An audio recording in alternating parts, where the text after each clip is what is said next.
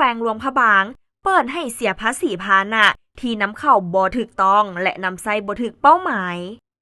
วันที่15ตุลา2025ผ่านมานี้ห้องว่าการแขวงหลวงพระบางออกแจ้งการแก้ไขปัญหาการครอบครองนำใช้ยานพาหนะและกลจักรต่างๆที่นำเข้าบ่ถูกต้องและนำใช้บ่ถูกเป้าหมายเพื่อให้พร้อมกันฮีบฮอนนำเอาพาหนะและกลจักรต่างๆของตนมาแจ้งต่อคณะกรรมการจัดตั้งปฏิบัติเวียกงานตัวจริงเพื่อคิดไล่ค่าเสียภาษีอากรและพันธะอื่นๆให้ถูกต้องสอดคล้องตามกฎหมายว่าด้วยภาษีกฎหมายและระเบียบการที่เกี่ยวข้องอยู่ที่แผนกโยธาธิการและขนส่งแขวงหลวงพระบางกองคุ้มครองพาหนะและการขับขี่อยู่บ้านพรไซทางเข้าตลาดและคิวรถโซกประเสริฐนครหลวงพระบางแขวงหลวงพระบางซึ่งจะเริ่มต้นแก้ไขนับแต่วันที่ออกแจ้งการฉบับนี้เป็นต้นไปจนถึงวันที่31ธันวาคม2025ซึ่งมีรายละเอียดคือ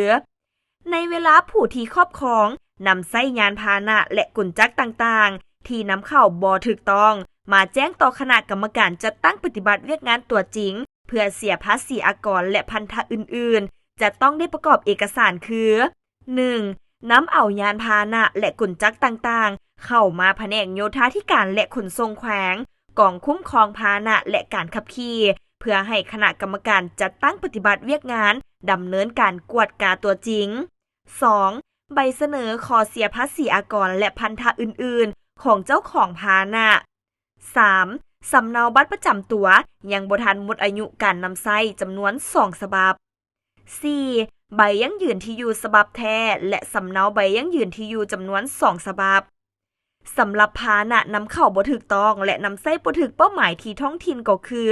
กรมกองต่างๆที่นำใช้เข้าในเวียกงานรวมแม่นให้แจ้งต่อคณะเฉพาะกิจที่เกี่ยวข้องตีเป็นมูลค่าและเสียภาษีอากรและพันธะอื่นๆตามกฎหมายแล้วจดเป็นทรัพย์สินของรัฐเพื่อให้แขนงการเงินขั้นนั้นๆคุ้มครองตามระเบียบการต้องมีใบเสนอและใบยั่งยืนจากกรมกองที่เกี่ยวข้องกรณีผู้ที่ครอบครองนำใช้ยานพาหนะและกลจักรต่างๆที่นำเข้าบ่ถูกต้องมาแจ้งต่อคณะกรรมการจัดตั้งปฏิบัติเวียกงานตัวจริงเพื่อคิดไล่เสียภาษีอากรและพันธะอื่นๆแล้วกรณีหากบ่สามารถปฏิบัติได้ตามคำแนะนำของกระทรวงการเงินว่าด้วยการแก้ไขพาหนะนำเข้าบ่ถูกต้องและนำใช้บ่ถูกเป้าหมายในขอบเขตทั่วประเทศฉบับเลขที่2063/กง.ลงวันที่4กรกฎาคม2025แม้จะได้ยึดเป็นของรัฐเพื่อสืบต่อดำเนินการตามระเบียบการที่เกี่ยวข้อง